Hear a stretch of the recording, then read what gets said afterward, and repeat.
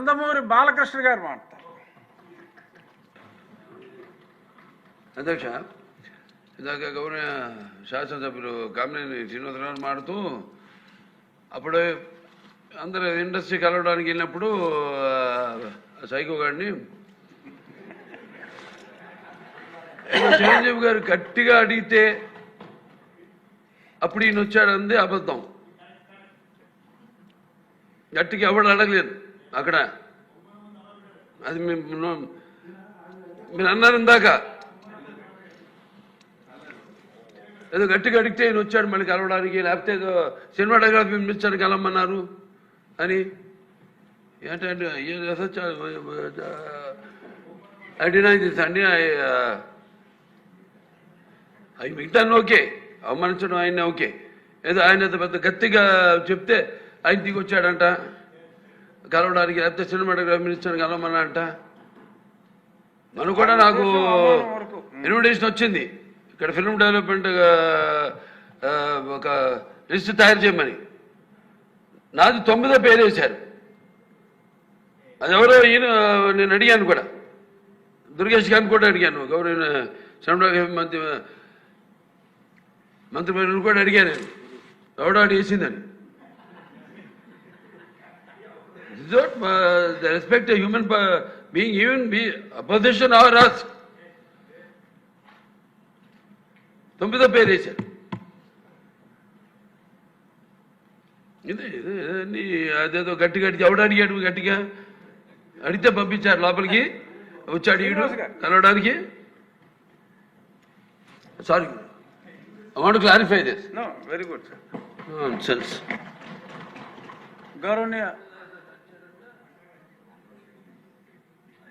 ఇంత మనం ప్రజల సమస్యలు ఆ లా అండ్ ఆర్డర్ గత 5 ఏళ్ళలో ఎలా ఉందంటే, ఒకసారి అంతకుముందు ఎలా ఉందో ఇప్పుడు ఎలా ఉందో 5 ఏళ్ళలో ఎలా ఉందంటే కంపారిజన్ చేసుకోవాలి. ఇంత డీటెయిల్గా మాట్లాడితే ఇన్నాళ్లలో ఈ సభలో ప్రజలు కాదు, ఇక్కడ ఉన్న బాధితులందరూ వాళ్ళ బాధలు చెబుతా ఉంటే వింటా ఉంటే అసలు ఆ టైంలో లా అండ్ ఆర్డర్ ఉందా లేదా అనాలి. బాధితుల్లో ఇప్పుడు ఎంతమంది మాట్లాడారు. చాలామంది మాట్లాడారు. బాబు సుధీర్, మీ నాన్నగారు నాకు చాలా దగ్గరాళ్ళు, మీకు అందరికీ ఒక సలహా ఇస్తున్నాను. మంచి మాట్లాడాలంటే మైక్లో మాట్లాడండి, అందరూ మనాళ్ళే. చెడు మాట్లాడాలంటే వెళ్ళి చెప్పండి, చెవులో చెప్పండి. దానికి మనం ఇది అలా, ఎందుకంటే ప్రభుత్వం మనదే.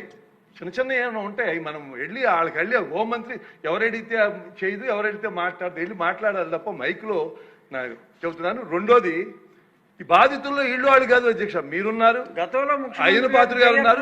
ఒక ముఖ్యమంత్రిని కళ్ళ నీళ్లు పెట్టించిన సభ అధ్యక్ష. ఇంకా ప్రజల సంగతి ఎవరో చెప్పుకోవాలో వాళ్ళకి అర్థం కాదు. అందుకని నేను డీటెయిల్స్ మీరు మాట్లాడిన అన్నింటిలో మాట్లాడకుండా పూర్వం ఏం జరిగింది, ఇప్పుడేం జరిగింది, రాబోయే రోజుల్లో ఏం జరగదు క్లుప్తంగా చెప్తాను. చంద్రబాబు నాయుడు గారు లా అండ్ ఆర్డర్ విషయంలో ఎప్పుడు పార్టీ, కులం, మతం చూడలేదు. ఒక ఎగ్జాంపుల్, రాయలసీమలో ఇవాళ ఫ్రాక్షన్ లేదు అంటే కారణం 1995, 2004లో ఆయన తీసుకున్న చర్యలు అధ్యక్ష. దయచేసి అందరూ నచ్చుకోవాలి. అలాగే జగన్మోహన్ రెడ్డి తప్పు చేసామని ఎంకరేజ్ చేస్తే సొంత ప్రజాప్రతినిధులు కూడా ఎక్కడైనా తప్పు జరిగితే పిలిచి, తప్పు మానవ సహజం, ఎవరైనా చేస్తారు, నేను తప్పులు చేసి ఉండొచ్చు, కానీ పిలిచి అలాంటి తప్పు ఇంకోసారి జరగకోకుండా ఆయన చర్యలు తీసుకున్నారు. అది ప్రజా విధానంలో ఉండాల్సిన విధానం.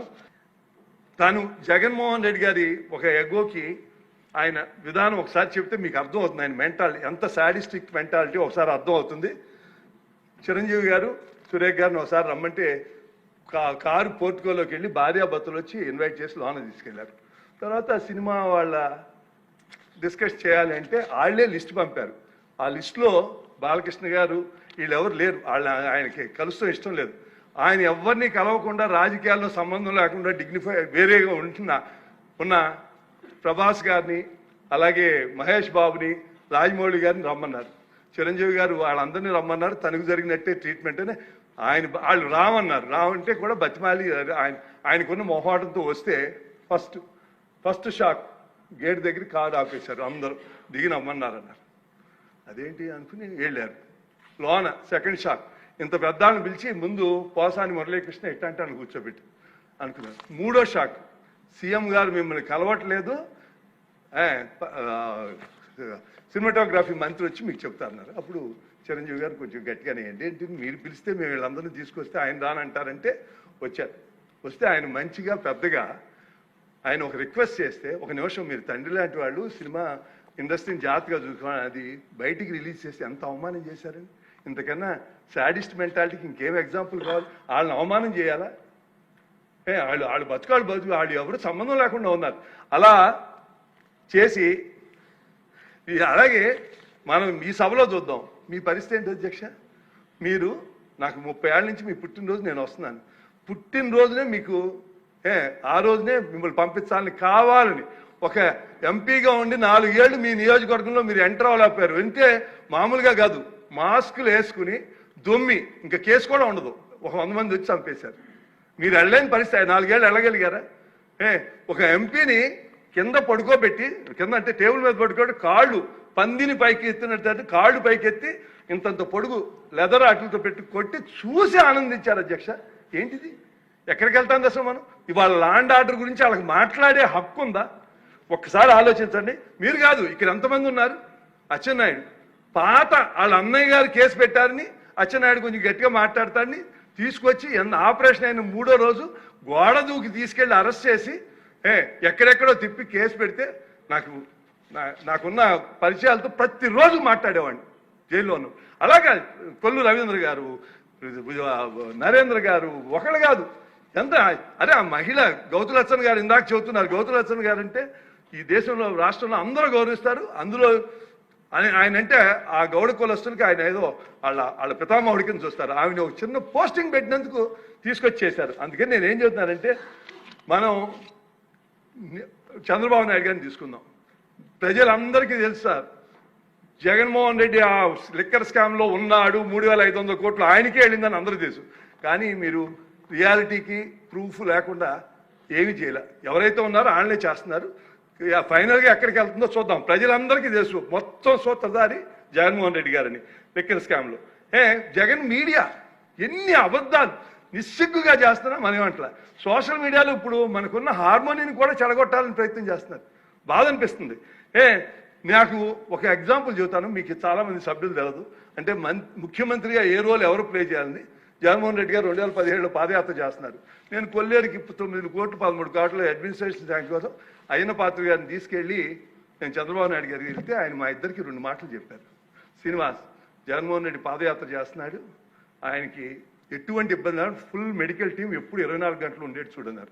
అయ్యన్న పాత్ర చెప్తే ఇంకా ఆశ్చర్యం వేసిన ఆయన చేసేదానికి. అంటే మనకి లోకేష్ బాబు అమరావతి పాదయాత్ర చేసే వాళ్ళని ఎంత బాధలు పెట్టారో ఈయన ఆలోచన. అయ్యన్న ఎక్కడ పాట్ హోల్ నడిచే చోట పాట్ హోల్స్ లేకుండా చూడమన్నారు. కావాలంటే స్పీకర్ గారిని అడగండి. ఇది అన్నారో లేదో అని.